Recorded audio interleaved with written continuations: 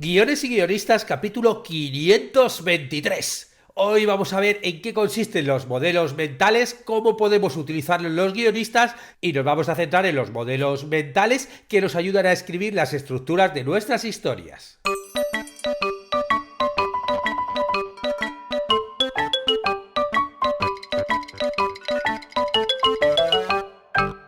Buenos días a todos, bienvenidos a Guiones y Guionistas, el podcast con el que todos podemos aprender a hacer guiones y en el que el guionista es el rey y la guionista la reina. Yo soy David Esteban Cubero, vuestro anfitrión, y cada semana salimos al aire con 2 programas en los que vemos un nuevo elemento, técnica o herramienta para que sepáis más del mental mundo de los guionistas y el físico arte de los guiones.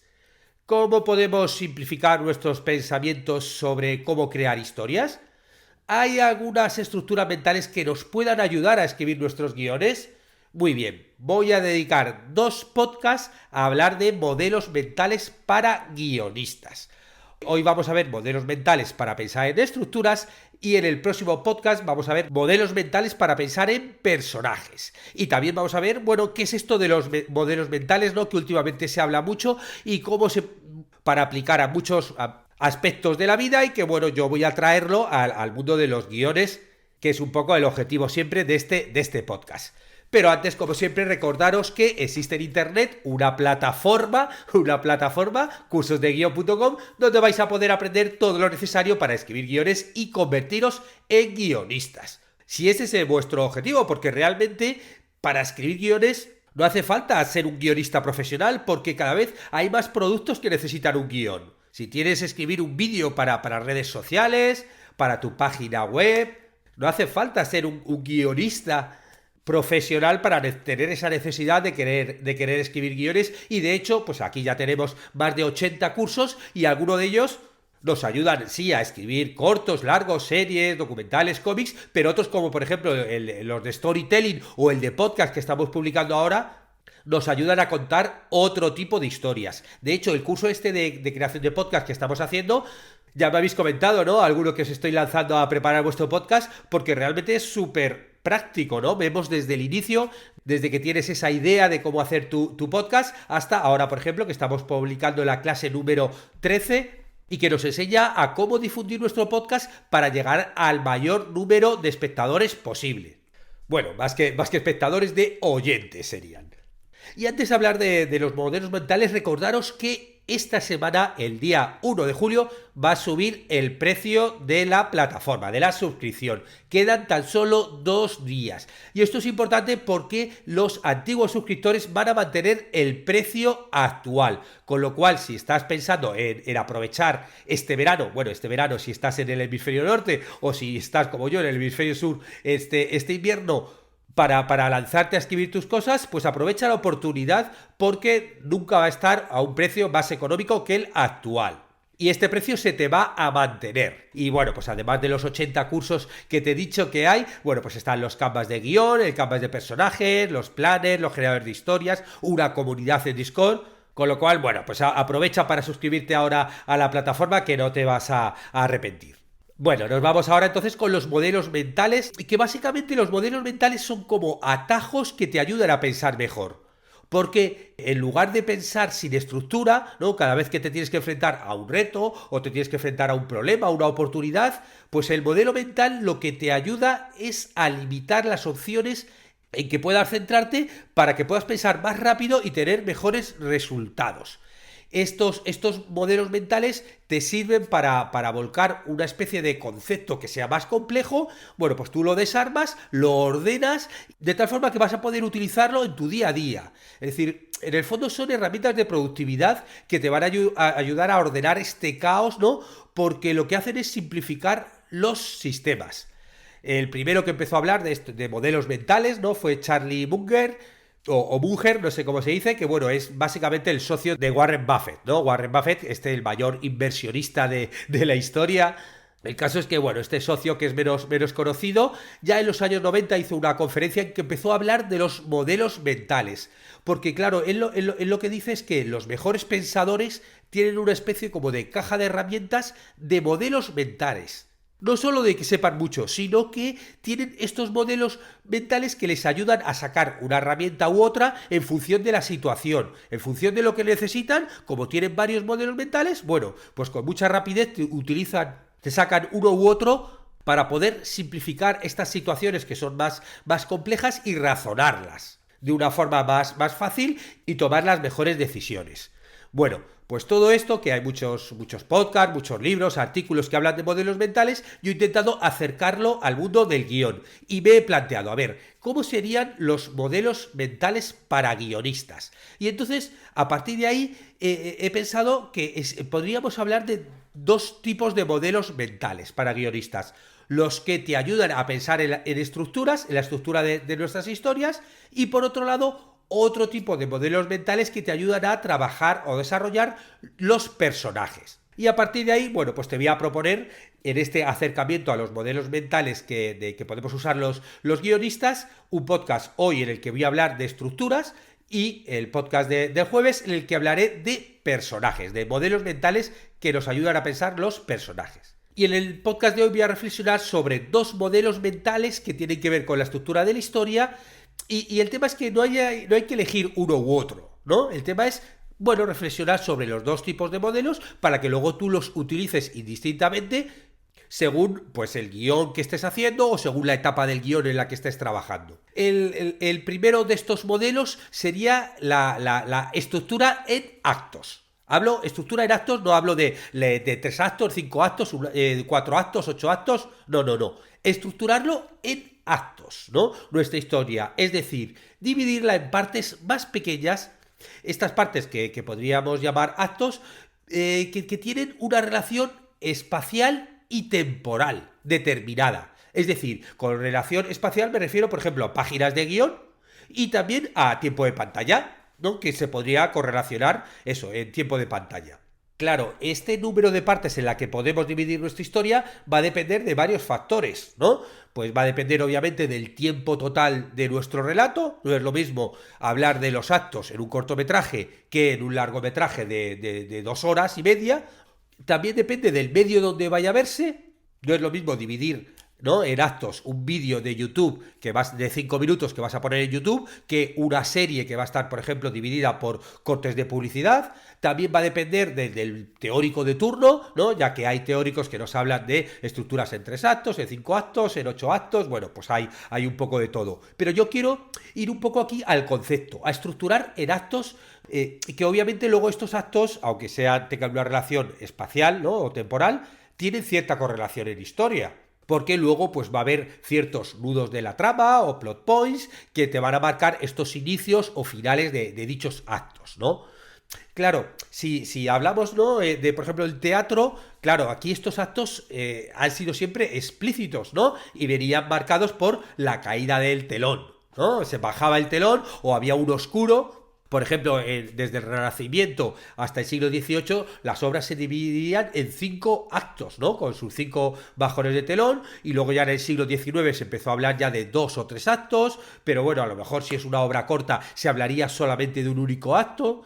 Pero bueno, también seguro que cuando me he puesto a hablar de actos te ha venido a la imagen, ¿no?, el sistema de Sitfield, ¿no?, el famoso paradigma de Sitfield, ¿no?, en el que te habla de que las películas se pueden estructurar en 3 actos: el planteamiento, la confrontación y el desenlace, ¿no? Esto, bueno, ya he hablado otras veces, ¿no?, de Sitfield en el podcast. Para él, el primer acto es una unidad de acción dramática en la que se plantea la historia y él te dice que tienes las primeras 30 páginas para lo que sería el primer acto. Por eso hablamos de acto y hablamos de páginas y de tiempo de guión, ¿no? Yo recuerdo la primera vez que leí el libro de Sitfield, como te decía, en el minuto 25 tienes el punto de giro que te lleva del primer acto al segundo acto. O sea, hablan de páginas, hablan de minutos. En este caso, el primer acto pues sería, él te dice que es para presentar a los personajes principales, establecer la premisa dramática, crear la situación.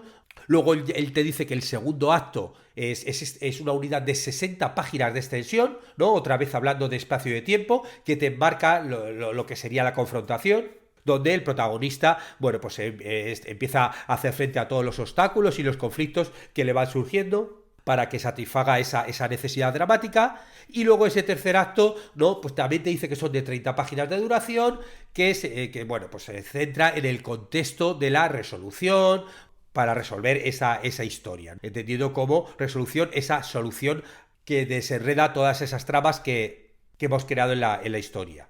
Luego ya, bueno, pues en libros posteriores el propio Sid Field ya te dividió incluso el segundo acto en dos partes de 30 minutos, separadas por el punto medio de la historia. Incluso cada una de estas partes la dividía en dos partes separadas por lo que llamaba las pinzas del segundo acto.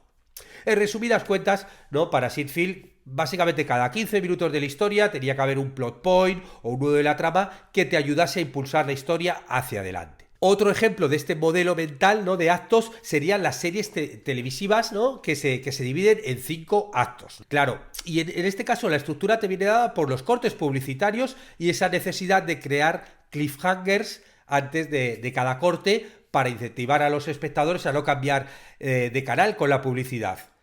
Entonces, claro, en estas series de más o menos una hora de emisión, pues cada 10-12 minutos se va a producir un plot point importante, ¿no? En forma de cliffhanger que te suba la tensión, que te genere una incógnita, ¿no? Y claro, es una separación por actos, por minutos. Y lo curioso también de esta estructura es que se ha sentado tanto pues en la industria de Hollywood, de la televisión, ¿no? De las series, que se mantiene incluso, aunque las series sean para streaming y no tengan cortes publicitarios. Ya la gente se ha acostumbrado a eso, que cada 12 minutos pues te va a haber ahí un punto de giro potente, ¿no? Un nudo de la trama, ¿no? Luego, por ejemplo, en los cortometrajes también podemos dividir una historia también en dos actos, ¿no? Que tenga el primer acto, ¿no? Es con ese principio, esa presentación, y luego ese segundo acto que sería la resolución. Y en medio hay un punto de giro.